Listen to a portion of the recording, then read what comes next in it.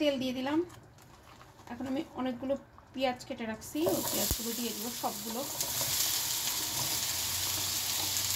কতগুলো পেঁয়াজ ছিল এর মধ্যে? কটা পেঁয়াজ? 3টা বড় বড় পেঁয়াজ ছিল। এই পেঁয়াজগুলো আমি ভাজবো যতক্ষণ না পর্যন্ত পেঁয়াজ একদম ট্রান্সপারেন্ট হয়ে আসে।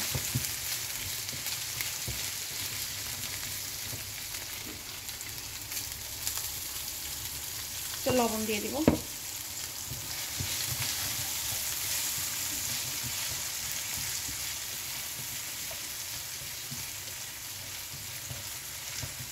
লবণের পরিমাণটা কেমন থাকবে? লবণের পরিমাণ স্বাদ মতো। আমি এখন একটু অল্পই দিলাম, কারণ পরে আমি আরেকটু অ্যাড করব। খুব বেশি দেইনি, এখন অল্প একটু দিচ্ছি। এটা আসলে খুবই কনফিউজিং, মানে যারাই রান্না করেন বা রান্নার ভিডিও যারা করেন, ব্লগ আমরা যেগুলো দেখি, সব জায়গাতে বলা থাকে লবণ স্বাদ মতো। এই স্বাদ মতো জিনিসটা আসলে কী জিনিস? এটার কোনো এক্স্যাক্ট পরিমাপ কেন থাকে না? অন্য যে কোনো জায়গায় আমরা দেখি যে রসুন বাটা 1 চা চামচ, আদা বাটা আধা চা চামচ, এরকম একটা পরিমাণ দেওয়া থাকে, কিন্তু লবণের ক্ষেত্রে দেখা যায় যে এই স্বাদ মতো কথাটা বলা থাকে সবাই।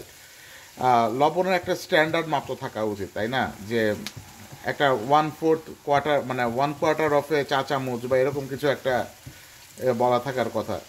সেই জিনিসটা আমরা কখনো কোনো ব্লগে পাই না। এর কারণটা কি? কারণ হচ্ছে কেউ লবণ বেশি খায়, কেউ লবণ কম খায়। কিছু মানুষ আছে লবণ খুবই কম খায়, কিছু মানুষ আছে লবণ তুলনামূলকভাবে একটু বেশি খায়। তো এটা তোমার মাঝখানে টেস্ট করে দেন তোমাকে বুঝতে হবে যে তোমার পরিমাণটা হচ্ছে কিনা। ওকে, সো এইভাবে করে কতক্ষণ আসলে নাড়তে হবে? যে ট্রান্সপারেন্ট হওয়ার জন্য আসলে সাধারণত কতক্ষণ সময় লাগে? লাগবে 3-4 মিনিট, 3-4 মিনিট লেগে যাবে। কারণ পেঁয়াজগুলো একটু বড় বড় করে কাটছি, তো এই জন্য যখন পুরো একদম ট্রান্সপারেন্ট হয়ে যাবে তখন হচ্ছে আমি বাকি জিনিসপত্র অ্যাড করা শুরু করব। পেঁয়াজটা মোটামুটি ট্রান্সপারেন্ট হয়ে গেছে। এখন আমি পেঁয়াজ বাটা দিব, 2 চামচ পেঁয়াজ বাটা দিব।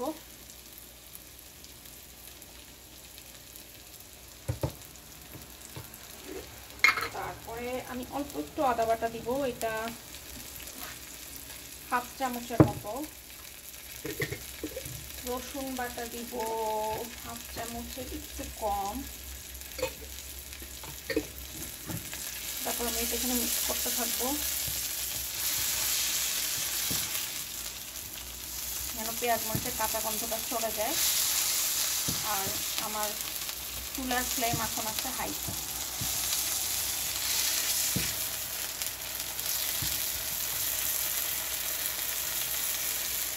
এখন আমি বেশ কিছু গুঁড়া মশলা অ্যাড করবো। প্রথমে দেবো হলুদের গুঁড়া, রান্না করে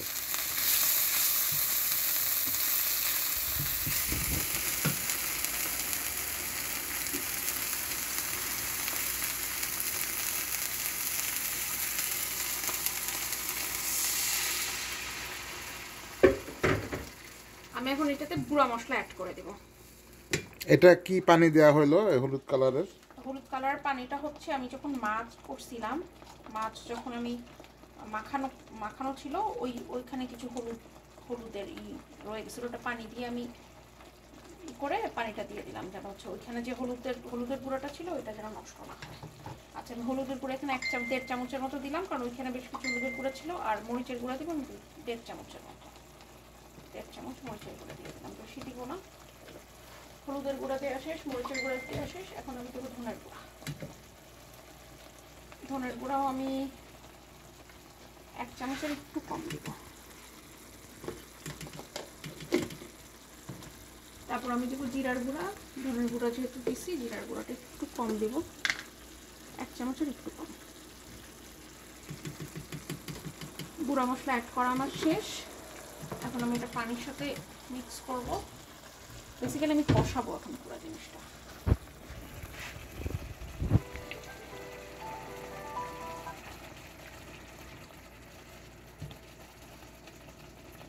এটা কষানোর পরে আমি এর মধ্যে কিছু টমেটো দিয়ে দেবো। টমেটো কাটা আছে, এখানে আমি আজকে 3টা টমেটো ইউজ করছি।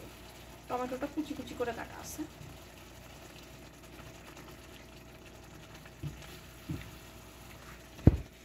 পানিটা শুকায় যাবে এবং একটু পরে হচ্ছে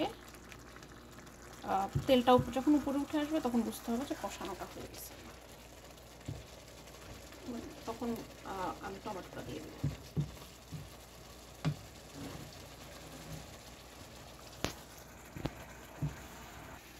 হ্যাঁ, দেখতে পাচ্ছেন আপনারা মোটামুটি তেল উঠে আসতেছে সাইড দিয়ে, তার মানে আমার কষানোটা হয়ে গেছে। আমি এখন টমেটো দিয়ে দিলাম। টমেটো আমি মোটামুটি সবই দিয়ে দিব, অল্প একটু আমি রেখে দিব, এটা আমি শেষের দিকে অ্যাড করতে চাচ্ছি। টমেটোটা আমি এখানে অ্যাড করবো। আমি এমনভাবে টমেটোই করবো, টমেটোটা মোটামুটি যেন সিদ্ধ হয়ে যায়। আমি এখন কিছু কাঁচামরিচ দিয়ে দিব।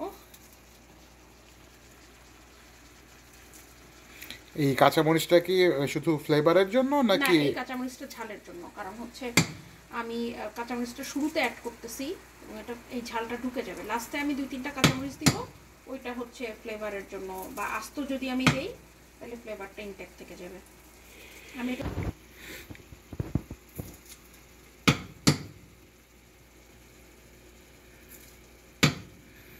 ঝালটা তো আসলে পরিমাণ মতো, যে যেরকম ঝাল খায় সেরকম। আমি একটু বেশি ঝাল খাই, এই জন্য আমি অনেকগুলো কাঁচামরিচ দিলাম। অনেকে একদমই অনেক কম ঝাল খায়, তারা কাঁচামরিচটা কমায় দিবে।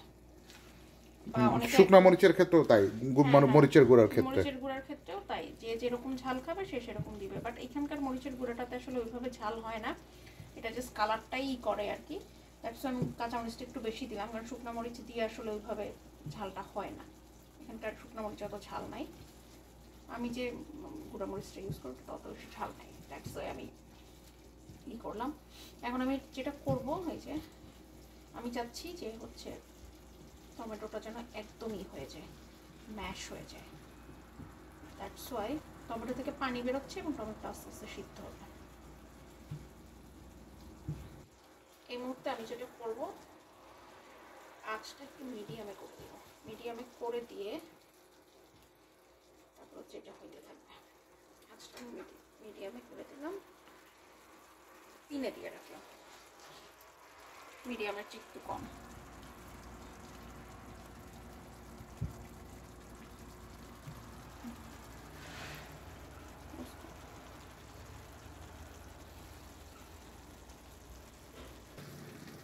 আচ্ছা, টমেটোটা মোটামুটি একটু নরম হয়ে আসছে আর তেলটাও উঠে আসছে। এখন আমি মাছগুলো দিয়ে দিব।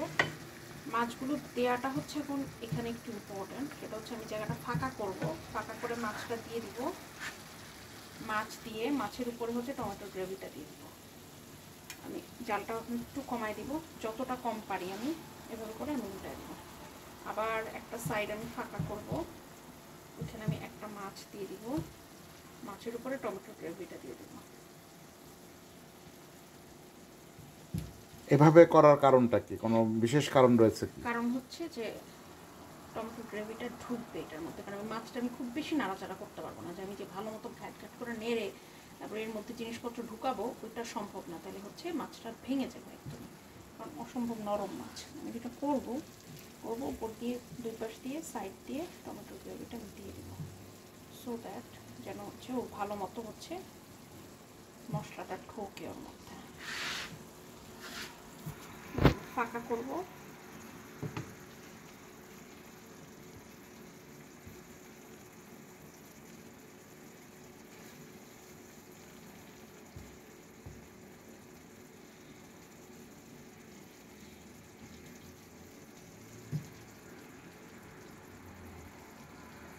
চুলার ফ্লেম একদমই আমি 2-তে দিয়ে রাখছি, কারণ হচ্ছে আমি মাছটা কষাবো মশলাটা দিয়ে।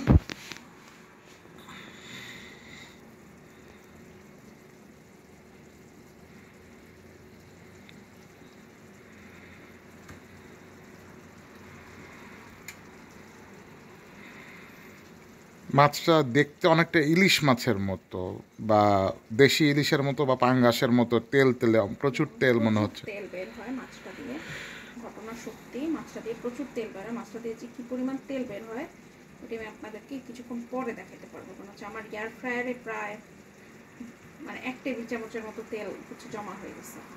এটা আমি লাস্টের দিকে দিয়ে দিব। তেল তো দিতেই হয় নাই, ওইটা এয়ার ফ্রায়ারে আমার মোটামুটি 1 টেবিল চামচের মতো তেল, ওইটা আমি দিয়ে দিব কিছুক্ষণ পরে। এয়ার ফ্রায়ার থেকে তেলটা দিয়ে দিব। যারা এই মুহূর্তে ভিডিওটা দেখছেন তাদেরকে জানিয়ে রাখি, এটি আসলে কানাডায় এই মাছটা বাসা ফিশ নামে পরিচিত। আপনি সুপার স্টোর বা ওয়ালমার্ট যে কোনো বা নোফিলস যে কোনো গ্রোসারি শপে গেলে সেখানে মোটামুটি সব গ্রোসারি শপেই ফ্রিজারে প্যাকেটজাত অবস্থায় পাবেন এই মাছটা। একদম কেটে পরিষ্কার করে সব কিছুই করা, একদম হাইড্রেট করা, অর্থাৎ বাতাস বের করে ফেলে একদম ভ্যাকুয়াম প্যাকিং জিপ ব্যাগে একদম লক করা অবস্থায় থাকে এই মাছগুলো। জাস্ট কিনে নিয়ে আসবেন, বাসায় নিয়ে এসে পানিতে একটু হালকা করে ধুয়ে নিয়ে আপনি এই মাছটা রান্না করে ফেলতে পারবেন, কারণ এটা একদম পরিষ্কার করা, আঁশ ছাড়ানো সব কিছু করা থাকা অবস্থায় থাকে। তো সুতরাং এই মাছটা ধোয়াধুয়িতে আসলে খুব একটা ঝামেলা নাই, কাটাকুটি করতে হয় না, রান্না করার শুধু জাস্ট রান্না করবেন, একদম ঝঞ্ঝট মুক্ত। কতখানি হচ্ছে তেল রয়ে গেছে এটাতে, যেটা বলছিলেন যে তেল একটু কাট করতে হবে, না হলে বোঝা যাচ্ছে না। এটা হচ্ছে এয়ার ফ্রায়ারে মাছগুলো ভাজা হয়েছে, যে কারণে আসলে কোনো তেল দেওয়া লাগে নাই। জাস্ট মাছের গায়ে হলুদ মরিচের গুঁড়া দিয়ে একটু লবণ দিয়ে মাখিয়ে মাছটা কিছুক্ষণ রাখা হয়েছিল, তারপর সেই মাছটা এয়ার ফ্রায়ারে দিয়ে ফ্রাই করা হয়েছে। এবং এয়ার ফ্রায়ারের সবচেয়ে সুবিধা যেটা, এয়ার ফ্রায়ারে কোনো এক্সট্রা তেল অ্যাড করা লাগে না, জাস্ট শুরুতেই একটু এয়ার ফ্রায়ারের গায়ে হালকা একটু তেল ব্রাশ করে নিলেই হয়ে যায়, যাতে ওর গায়ে মাছের চামড়া লেগে না থাকে। এই মাছটা এত তৈলাক্ত যে আমি আর তেল ব্রাশও করি নাই, উল্টা আরও প্রায় 1 টেবিল চামচের মতো তেল নিচে জমে গেছে, ওর গা থেকেই বের হয়েছে। ওই তেলটা আমি দিয়ে দিব এখন, মোটামুটি 1 টেবিল চামচের মতো তেল এই যে রয়ে গেছে, ওইটা আমি লাস্টের দিকে উপর দিয়ে দিলাম। এটা মাছেরই তেল। মাছের এই তেলটা কিন্তু স্বাস্থ্যের জন্য খুবই ভালো, বিশেষ করে যেহেতু বাসা মাছটা সামুদ্রিক মাছ। তো আপনারা নিশ্চয়ই জানেন যে শরীরের জন্য সামুদ্রিক মাছ, বিশেষ করে কড লিভার অয়েল অনেকে কিন্তু ডাক্তাররা প্রেসক্রাইব করেন। তো এই মাছটা যেহেতু সামুদ্রিক মাছ এবং এই তৈলাক্ত মাছ, এই মাছের তেলটাও আসলে শরীরের জন্য খুবই উপকারী। গুড কোলেস্টেরল, এটা এইচডিএল বাড়ায় মানুষের শরীরে। তো এই মাছটা খেতে ভালো, সুস্বাদু, এবং যদি ঠিকঠাক মতো রান্না করা হয় তাহলে এই মাছটা রাততেও সময় কম লাগে। তো সব কিছু মিলে এই বাসা ফিশটা কানাডায় আমরা যারা দক্ষিণ এশীয় অঞ্চলের মানুষ রয়েছি তাদের জন্য একটা আশীর্বাদ বলা যায়, কারণ এখানে মাছের প্রাপ্তির সুযোগ আসলে খুব কম। দেশি মাছ পাওয়া যায় বটে, কিন্তু সেগুলো সাধারণত ফ্রিজিং হয়ে আস্তে আস্তে ওটা 6 মাস থেকে 1 বছরের পুরনো হয়ে থাকে। তো ফ্রেশ মাছ এখানে ওই অর্থে পাওয়া যায় না, দেশি ফ্রেশ মাছ পাওয়াটা খুবই দুষ্কর একটা ব্যাপার। তো সে কারণে আমাদেরকে এইসব সামুদ্রিক মাছের উপরে নির্ভর করতে হয়, এবং তার মধ্যে এই বাসা ফিশটা হচ্ছে সবচাইতে সুস্বাদু মাছের মধ্যে অন্যতম। এছাড়া আমরা প্রচুর পরিমাণে শ্রিম্প পাই। এখন মাছটাকে একটু উল্টে পাল্টে দেওয়া হচ্ছে, উল্টায় দেওয়া হবে, কারণ একটা পাশ অলরেডি মশলা খাইছে, এখন আরেকটা পাশ মশলা খাবে। সো ওই সেম প্রসেস, আমি খুব সাবধানে উল্টায় দিব এবং উপর দিয়ে টমেটোর গ্রেভিটা দিয়ে দিব, প্রসেস সেম। বাট এটা খুব সাবধানে, কারণ হচ্ছে যে মাছটা আদারওয়াইজ ভেঙে যাবে। খুব সাবধানে আমি চেষ্টা করতেছি, যতটা সাবধানে পারা যায়। আমি দুইটা ইউজ করতেছি, স্প্যাচুলা দুইটা ইউজ করতেছি, যেন হচ্ছে যে কোনো মতেই যেন মাছটা না ভাঙে।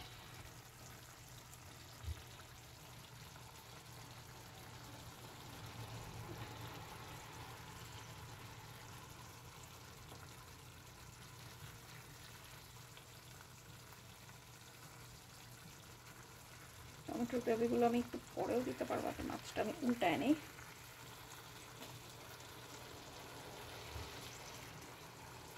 মাছ যেহেতু হইতে সময় অনেক কম লাগে, দ্যাটস ওয়াই এটা আর ম্যাক্সিমাম আমার 5 থেকে 7 মিনিট এই মাছটা এই পাশ মশলা খাবে 5 মিনিট।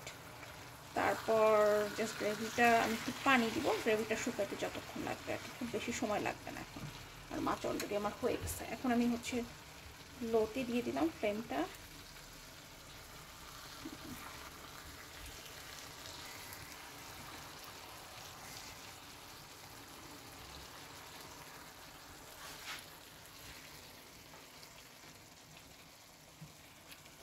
এই মাছ রান্না হচ্ছে একটু ধৈর্য ধরে করতে হয়, মানে তাড়াহুড়ো করা যায় না, আদারওয়াইজ তখন দেখা যায় যে মাছটা ভেঙে যাবে, তাইলে হচ্ছে ঠিকঠাক মতো হবে না এই ধরনের। কিন্তু রান্না কিন্তু খুব দ্রুত হয়ে যায়, কারণ হচ্ছে মাছ তো খুব দ্রুত হয়ে যায়। তো সমস্যা যেটা হয় সেটা হচ্ছে যে খুব সাবধানে মাছগুলো যেন না ভাঙে, মাছ যেন টের না পায়, এরকম করে করে আস্তে আস্তে উল্টাইতে হয়। এখন আমি একদমই অল্প একটু পানি দিয়ে দিব, পানি দিয়ে মিডিয়াম ফ্লেমে দিয়ে দিব। মোটামুটি মাছ কষানো হয়ে গেছে, কারণ ও পুরোপুরি মশলা পাইছে দুই সাইডে।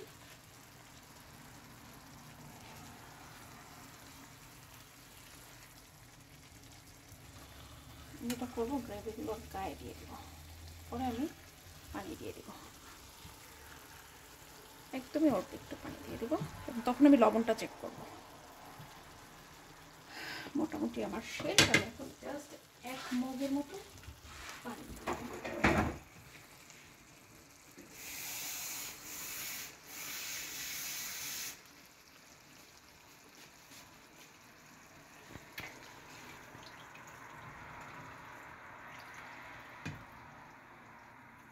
মোটামুটি মাছের সারফেসটা যেন ডুবে থাকে। হ্যাঁ ডান। এখন আমি পানি দিয়ে দিছি 1 মগের মতো। পানিটা হচ্ছে, পরিমাণটা হচ্ছে যেন মাছের উপর সারফেসটা পানিতে ডুবে থাকে। এখন এই আমার কাজ শেষ, আর কিছু না। আমি একটু পরে লবণটা চেক করব। আর ফ্লেম দিয়ে দিছি হাইতে। আমার মাছ মোটামুটি সিদ্ধ হয়ে গেছে। আমার মনে হয় মোটামুটি মাছ 80%-এর মতো সিদ্ধ হয়ে গেছে। এখন আর তেমন কোনো কাজ নেই, এখন শুধু পানিটা শুকায় যাবে হাই ফ্লেমের কারণে, তারপর বাকি জিনিসপত্র দিয়ে আমি নামায় ফেলবো। এখন মোটামুটি এটা পানিটা শুকায় যেতে হয়তো বা 5-7 মিনিট টাইম লাগবে। ওই টাইমটাতে আসলে আমাদের কিছু করার নেই।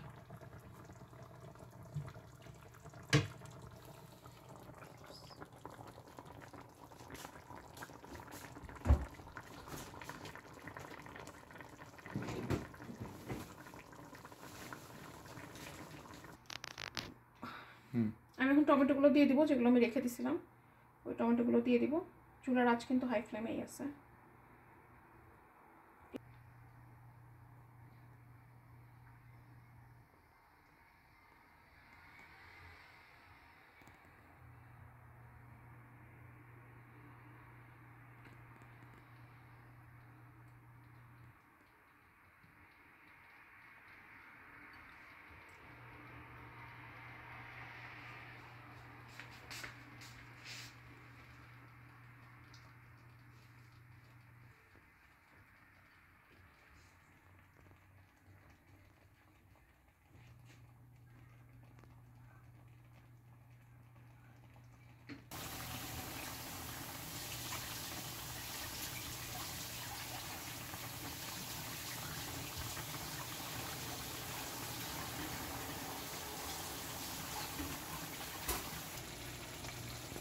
ঝোলটা শুকায় গেছে।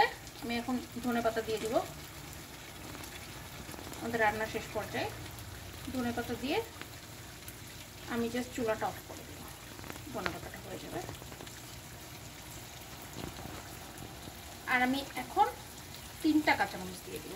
এই 3টা কাঁচামরিচ হচ্ছে স্মেলের জন্য। আমাদেরই। আমি এখন চুলাটা অফ করে দিলাম।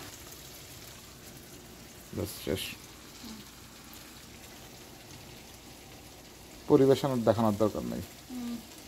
পরিবেশনের কি দেখো, 18 মিনিট